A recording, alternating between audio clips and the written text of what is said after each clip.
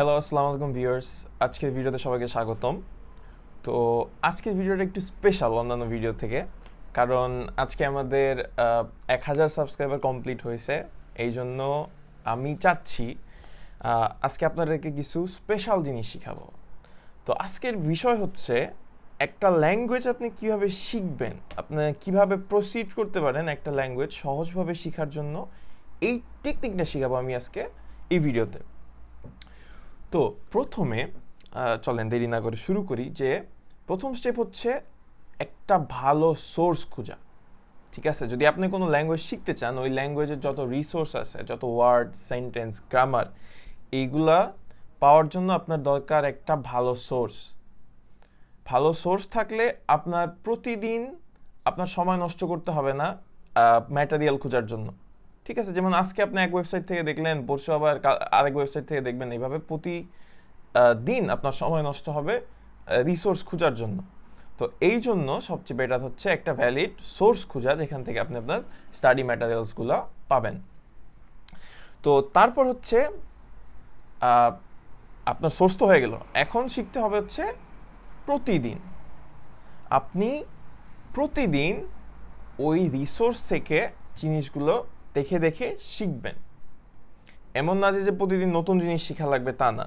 আপনি এমন করেন যে সপ্তাহে 5 দিন আপনি শিখবেন নতুন জিনিস, এবং সপ্তাহের বাকি যে 2 দিন আছে, এই 2 দিন আপনি প্র্যাকটিস করবেন। এই গত 5 দিনে যা শিখছেন তা কি আপনার মনে আছে কি না, এইটা আপনি টেস্ট করবেন, নিজেকে নিজে টেস্ট করবেন। এখানে আসলে স্কুলের মতো কেউ আপনাকে পরীক্ষা দিবে না বা এক্সাম নিবে না। এটা আসলে নিজের সাথে নিজের একটা ফাইট। নিজের সাথে ল্যাঙ্গুয়েজ শেখাটা আসলে নিজের সাথে নিজের একটা ফাইট। যারা এটা অ্যাচিভ করতে পারে তারাই ল্যাঙ্গুয়েজ ভালোভাবে শিখতে পারে।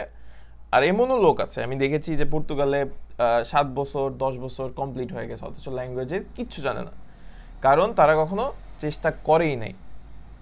অ্যান্ড আমার বিলিফ যে আপনি যদি সঠিকভাবে, ডিপেন্ডিং অন দ্য পারসন, আপনি যদি সঠিকভাবে 3 মাস প্র্যাকটিস করেন এবং সর্বোচ্চ 6 মাস প্র্যাকটিস করেন, আপনার পক্ষে যে বেসিক পর্তুগিজ আছে সম্পূর্ণভাবে এটা শেখা সম্ভব।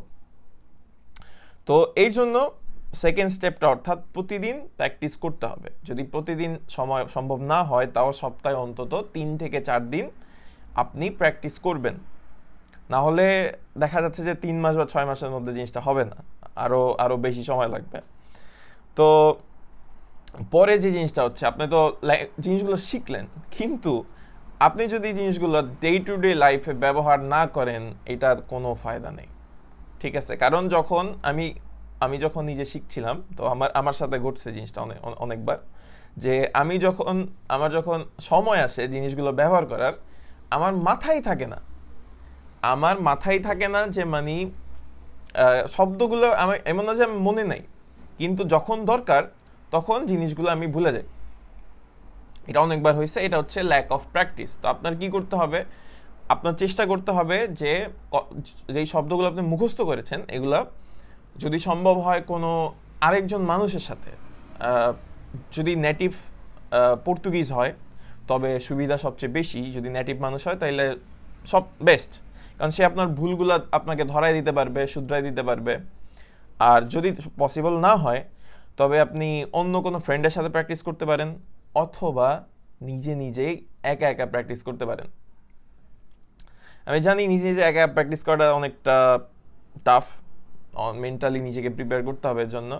তবে কোনো কিছু শিখতে হলে অবশ্যই একটা হার্ড প্রসেসের মধ্যে দিয়ে যেতে হবে। তারপর আসি হচ্ছে মিমিক করা বলতে, একজন যে ল্যাঙ্গুয়েজটা অলরেডি জানে, আপনি ট্রাই করবেন সম্পূর্ণভাবে তাকে কপি করার। ঠিক আছে, ধরেন আমি একটা ওয়ার্ড বললাম, আপনি চেষ্টা করবেন আমার মতো করে বলার। ঠিক আছে, আপনি আমার মতো করে বলবেন, তাহলেই আপনি সঠিকভাবে ওয়ার্ডগুলো কিভাবে প্রোনাউন্সিয়েশন করে এটা শিখতে পারবেন। তারপর যেই টিপস হচ্ছে, আপনি চাইলে, এটা ম্যান্ডেটরি না, বাধ্যতামূলক না, তবে করতে পারলে ভালো, আপনি চাইলে মুভিস, অর্থাৎ আপনি যে ল্যাঙ্গুয়েজ শিখবেন সেই ল্যাঙ্গুয়েজের মুভি, টিভি শো, এগুলো দেখতে পারেন। এবং আপনার যদি গান শুনতে ভালো লাগে, গান শুনতে ভালো লাগলে আপনি চাইলে ওই ল্যাঙ্গুয়েজের যে গানগুলো আছে এগুলো শুনতে পারেন। শুধু যে দেখলে শুনলে হবে তা কিন্তু না, আপনার সব সময় খেয়াল রাখবেন একটা জিনিস, যে আপনি যখন মুভিগুলো দেখতেছেন, আপনি যখন গানগুলো শুনতেছেন, তারা কি বলতেছে ভালো করে খেয়াল করেন এবং বোঝার চেষ্টা করেন। কোনো কিছু যদি না বুঝেন তাহলে সেটা গুগলে সার্চ করতে পারবেন, গুগলে সার্চ করে দেখতে পারবেন যে এটার মিনিং কি, এবং ওই জিনিসটা দেখার পর ওই জিনিসটা আপনি মনে রাখবেন। এই হচ্ছে আরেকটা মানে এফেক্টিভ ওয়ে আপনার ল্যাঙ্গুয়েজ শেখার। তো তারপর আমি জানি অনেকের ক্ষেত্রে জিনিসগুলো আলাদা, তবে আপনি চাইলে চেষ্টা করতে পারেন যে লিখে, খাতায় লিখে জিনিসগুলো প্র্যাকটিস করার। অনেকের ক্ষেত্রে এফেক্টিভ। আপনি মানে যে ওয়ার্ডগুলো শিখতেছেন, অনেকে করে কি শুধু বই থেকে মুখস্থ করে এবং লেখার চেষ্টা করে না। তো যারা লিখবে তাদের ক্ষেত্রে কি হবে, তাদের কিন্তু শুধু পর্তুগিজ বলা না, মানে পর্তুগিজ না, যে কোনো ল্যাঙ্গুয়েজ শুধু বলা না, তারা লেখাও জানবে। তাদের কিভাবে মানে স্পেলিং করতে হয় সেটাও তারা জানবে। তো এই ক্ষেত্রে দেখা যাচ্ছে যে আপনার কিন্তু একটা প্লাস পয়েন্ট, অ্যাডভান্টেজ।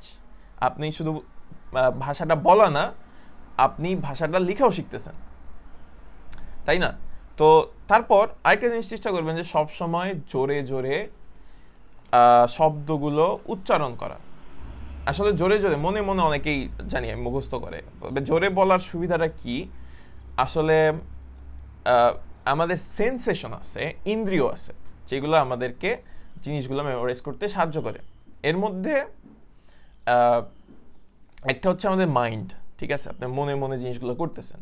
তবে আপনি যদি জিনিসগুলো জোরে বলেন তাহলে আপনার দুইটা এফেক্টিভ জিনিস হচ্ছে, এক হচ্ছে আপনি মুখ দিয়ে জিনিসটা বলতেছেন, মুখ দিয়ে বলার কারণে ব্রেন আপনার ওই ওয়ার্ডটাকে ইম্পর্টেন্টভাবে নিবে এবং আপনার জিনিসটা মুখস্থ রাখতে বা মনে রাখতে সহজ হবে। দ্বিতীয়ত, আপনি যখন জোরে জিনিসগুলো বলতেছেন, আপনার কানও কিন্তু জিনিসগুলো শুনতে পারতেছে। তো আপনার ব্রেনে ওই জিনিসগুলো খুবই ভালোভাবে গেঁথে যাবে এবং পরবর্তীতে যখন আপনি ব্যবহার করবেন সহজভাবে দেখবেন আপনার চলে আসছে জিনিসটা অটোমেটিক মনের মধ্যে। অনেকের ক্ষেত্রে এইটাই হয় যে মানে সব কিছুই জানে অথচ ব্যবহার করার সময় কিছুই মনে থাকে না। তো এটা সলভ করার ওয়ে এগুলোই: জোরে জোরে পড়া, মানুষদের সাথে কথা বলা, মানুষদের কথা শোনা, এবং নিজে নিজে প্র্যাকটিস করা। তো আর শেষ যেটা হচ্ছে সেটা হচ্ছে মানে সিচুয়েশন বুঝে যে কতগুলো জরুরি জিনিস আছে এইগুলো সম্পূর্ণভাবে শিখে রাখা।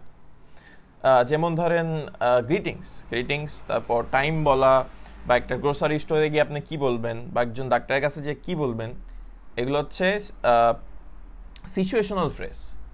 এইগুলা মোটামুটি আমরা আমাদের ডে টু ডে লাইফে এগুলোর সাথে আমাদের মানে যেগুলো ব্যবহার করা হয় আর কি। যেমন আপনার প্রতিদিন না হোক সপ্তাহে অন্তত একবার তো গ্রোসারি স্টোর যেতেই হবে আপনার জিনিসপত্র কেনার জন্য। মাসে হয়তো বা একবার আপনি ডাক্তারের কাছে যাবেন। তারপর কারো না কারোর থেকে আপনার টাইম জিজ্ঞেস করা লাগতেই পারে মাসে একবার। বা কোনো এক জায়গায় গেলেন আপনি একটা বাস টিকিট কেনার জন্য। তো এগুলো হচ্ছে কমন জিনিস, এগুলো ঘটবেই, এগুলো মানুষের লাইফে ঘটতেছে প্রতিনিয়ত এবং আপনার সাথেও ঘটবে। এই সব সিচুয়েশনে যেই সব ওয়ার্ড সেন্টেন্স আমরা ব্যবহার করব, এইগুলো শিখে রাখা। এগুলো শিখে রাখলেই আপনি যখন প্রয়োজন হবে এগুলো ব্যবহার করতে পারবেন। এইগুলো প্রথমে শিখবেন এবং এগুলো শেখা শেষ হলে পরে আপনি আপনার নিজের প্রয়োজন মতো অন্যান্য যেই ওয়ার্ড বা সেন্টেন্স দরকার সেগুলো শিখবেন। তো এই ছিল আজকে ভিডিওতে আমাদের 1000 সাবস্ক্রাইবার কমপ্লিট হওয়ার জন্য এই স্পেশাল ভিডিওটা আমি বানালাম, কিভাবে আপনি ল্যাঙ্গুয়েজ শিখতে পারবেন। এটা যে শুধু পর্তুগিজের ক্ষেত্রে অ্যাপ্লাই হবে তা না, আপনি যে কোনো ল্যাঙ্গুয়েজ এই মেথডে শিখতে পারবেন। তার জন্য দরকার হচ্ছে চেষ্টা না করলে কিন্তু 3 মাস কেন 3 বছরেও সম্ভব না। আর যদি আপনি রেগুলার চেষ্টা করেন, ডেইলি প্র্যাকটিস করেন, আধা ঘন্টা, বেশি না, আধা ঘন্টা ডেইলি, তবে 3 মাসে বেসিক পর্তুগিজ শেখা সম্ভব। আমি আপনাকে গ্যারান্টি দিচ্ছি আপনি 3 মাসে বেসিক পর্তুগিজ শিখতে পারবেন, যদি আপনি প্রতিদিন 30 মিনিট প্র্যাকটিস করেন। তো আজকের ভিডিও এই পর্যন্তই থাকবে। আর আপনাদের যে রিকোয়েস্টের ভিডিওগুলো আছে অবশ্যই আমাকে কমেন্ট সেকশনে জানাবেন। আমি হয়তোবা মানে সাথে সাথে আপলোড দিতে পারবো না, তবে সব কিছুই আমার খাতায় লেখা আছে, আমি সব কিছু প্ল্যান করে রাখছি এবং সময় অনুযায়ী আমি একটা 1 বাই 1 আমি সবগুলো ভিডিও আস্তে আস্তে আপলোড করব। আর আপনাদের ধৈর্যের জন্য খুবই ধন্যবাদ। নেক্সট ভিডিওতে দেখা হচ্ছে, সেই পর্যন্ত ভালো থাকবেন, সুস্থ থাকবেন, ধন্যবাদ।